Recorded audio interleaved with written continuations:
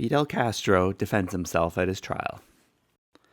Honorable judges, if there is in your hearts a vestige of love for your country, love for humanity, love for justice, listen carefully. I know that I will be silenced for many years. I know that the regime will try to suppress the truth by all possible means. I know that there will be a conspiracy to bury me in oblivion, but my voice will not be stilled. It will rise from my breast even when I feel most alone, and my heart will give it all the fire that callous cowards deny it. From a shack in the mountains on Monday, July the 27th, I listened to the dictator's voice on the air while there were still 18 of our men in arms against the government. Those who have never experienced similar movements will never know that kind of bitterness and indignation. While the long-cherished hopes of freeing our people lay in ruins about us, we heard those crushed hopes gloated over by a tyrant more vicious, more arrogant than ever.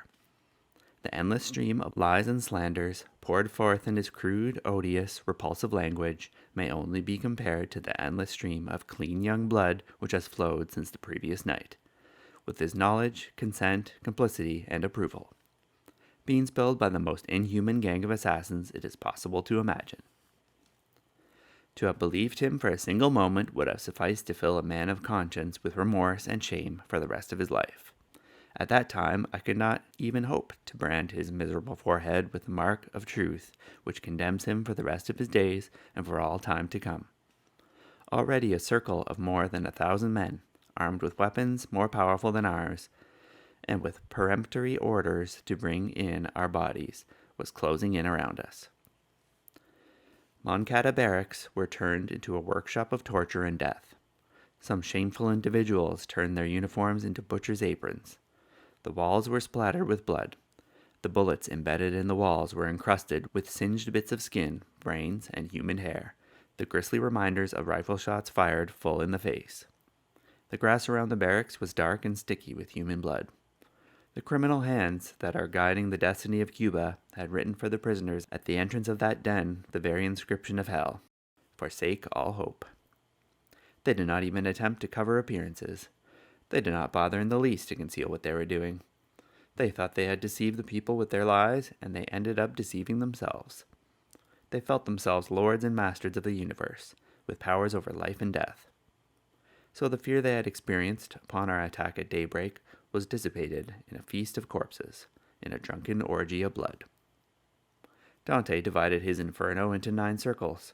He put the criminals in the 7th, the thieves in the 8th, and the traitors in the 9th.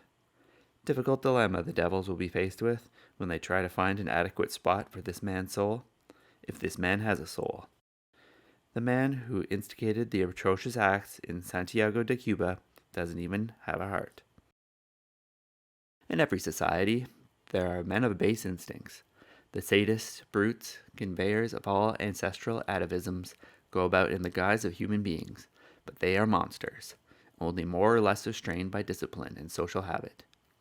If they are offered a drink from a river of blood, they will not be satisfied until they drink the river dry. All these men needed was the order. At their hands, the best and noblest Cubans perished, the most valiant, the most honest, the most idealistic. The tyrant called them mercenaries. They were dying as heroes at the hands of men who collect a salary from the Republic, and who, with the arms the Republic gave them to defend her, serve the interests of a clique and murder her best citizens. Throughout their torturing of our comrades, the army offered them the chance to save their lives by betraying their ideology and falsely declaring that Prio had given them money. When they indignantly rejected that proposition, the army continued with its horrible tortures. They crushed their testicles and they tore out their eyes, but no one yielded. No complaint was heard, nor a favor asked. Even when they had been deprived of their virile organs, our men were still 1,000 times more men than all their tormentors together. Photographs, which do not lie, show the bodies torn to pieces. Other methods were used. Frustrated by the valor of the men, they tried to break the spirits of our women. With a bleeding human eye in their hands, a sergeant and several other men went to the cell where our comrades Melba Hernandez and Haiti Santa Maria were held. Addressing the latter, and showing her the eye, they said, "This eye belonged to your brother. If you will not tell us what he refused to say, we will tear out the other." She, who loved her valiant brother above all things, replied full of dignity, "If you tore out an eye and he did not speak, much less will I." Later they came back and burned their arms with lit cigarettes until at last, filled with spite, they told the young Haiti Santa Maria, "You no longer have a fiancé because we have killed him too." But still, imperturbable, she answered, "He is not dead, because to die for one's country is to live forever." Never had the heroism and dignity of Cuban womanhood reached such heights. We are Cubans, and to be Cuban implies a duty. Not to fulfill that duty is a crime, is treason. We are proud of the history of our country. We learned it in school. We have grown up hearing of freedom, justice, and human rights. We were taught to venerate the glorious examples of our heroes and our martyrs. Cespedes, Agramonte, Macheo, Gomez, and Martí were the first names engraved in our minds. We were taught that the Titan once said that liberty is not begged for, but won with the blade of a machete. We were taught that for the guidance of Cuba's free citizens, the Apostle wrote in his book, The Golden Age, "The man who abides by unjust laws and permits any man to trample and mistreat the country in which he was born is not an honorable man." In the world there must be a certain degree of honor, just as there must be a certain amount of light. When there are many men without honor, there are always others who bear in themselves the honor of many men. These are the men who rebel with great force against those who steal the people's freedom, that is to say, against those who steal human honor itself. In those men thousands more are contained, an entire people is contained, human dignity is contained. We were taught that the 10th of October and the 24th of February are glorious anniversaries of national rejoicing because they mark days on which Cubans rebelled against the yoke of infamous tyranny.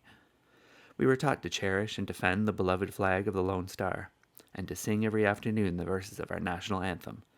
To live in chains is to live in disgrace and in opprobrium, and to die for one's homeland is to live forever. All this we learned and will never forget, even though today in our land there is murder and prison for the men who practice the ideas taught to them since the cradle.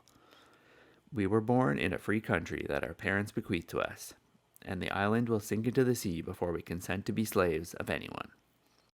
It seemed that the apostle would die during his centennial. It seemed that his memory would be extinguished forever. So great was the affront. But he is alive. He is not dead. His people are rebellious. His people are worthy. His people are faithful to his memory. There are Cubans who have fallen defending his doctrines. There are young men who, in magnificent selflessness, came to die beside his tomb, giving their blood and their lives so that he could keep on living in the heart of his nation. Cuba, what would have become of you had you let your apostle die? I come to the close of my defense plea, but I will not end it as lawyers usually do, asking that the accused be free. I cannot ask freedom for myself while my comrades are already suffering in the ignominious prison of the Isle of the Pines. Send me there to join them and to share their fate.